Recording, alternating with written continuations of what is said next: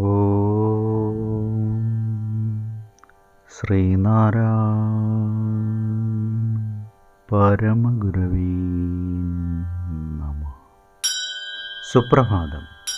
1468 ദിവസമായ ഇന്ന് 2025 മെയ് മാസം 22 വ്യാഴാഴ്ച, 1200 ആണ്ട് ഇടവമാസം 8 ഗുരുവചനങ്ങളിലൂടെ.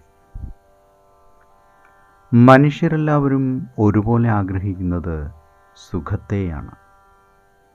ലൗകികമായും വൈദികമായും നടത്തപ്പെടുന്ന എല്ലാ സഭകളുടെയും പരമാവധിയും ഇതുതന്നെ. ശ്രീനാരായണ ഗുരുദേവൻ. ശ്രീ നടരാജ ഗുരു എഴുതിയ ഗുരുവരുൾ എന്ന പുസ്തകത്തിൽ ഭൂതകാലത്തിൽ നിന്നും ഭവിഷ്യത്തിലേക്ക് എന്ന് വിവരിക്കുന്നതിൻ്റെ 14-ാം ഭാഗമാണ് ഇന്ന് അവതരിപ്പിക്കുന്നത്. ഇത്രയും കാലത്തിനിടയ്ക്ക് ഗുരുവിൻ്റെ ഗൂഢാവബോധം വിഭിന്നമായ ഭൂമികളെ കടന്ന് ഒന്നൊന്നിനെ പിന്നിലാക്കി പുതിയ സീമകളിലേക്ക് കടക്കുകയായിരുന്നു. ആശ്വസിക്കപ്പെടാനാവാത്ത ഭഗവത് വിരഹത്താൽ ഹൃദയം ഉരുകി കലർപ്പില്ലാത്ത ഭക്തി പ്രചുരുമിയാൽ ഭഗവത് ദർശനത്തിനു വേണ്ടി കേഴുന്ന നിർമ്മല മാനസനായ ഒരു ഭക്തൻ്റെ തപസ്സാണ് അരുവിപ്പുറത്ത് പതഞ്ഞൊഴുകുന്ന നെയ്യാറിൻ്റെ കരയിൽ അവിടുന്ന് ചെയ്തിരുന്നത്. വർക്കല എത്തിയപ്പോഴേക്കും ഊഷ്മളമായ ഈ വികാരധാര അത്യന്തം കുളിർമയും നേർമയുമുള്ളതായി തീർന്നു. അവിടുന്ന് കാരുണ്യനിധിയായ അംബികയുടെ അളവറ്റ വാത്സല്യത്തിൽ തൻ്റെ അഭയം കണ്ടെത്തി.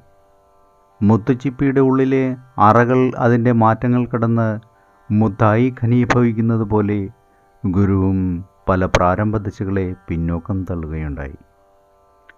1912 ഗുരു പിന്നെയും തൻ്റെ കേന്ദ്രത്തെ വർക്കല നിന്നും മാറ്റുകയുണ്ടായി.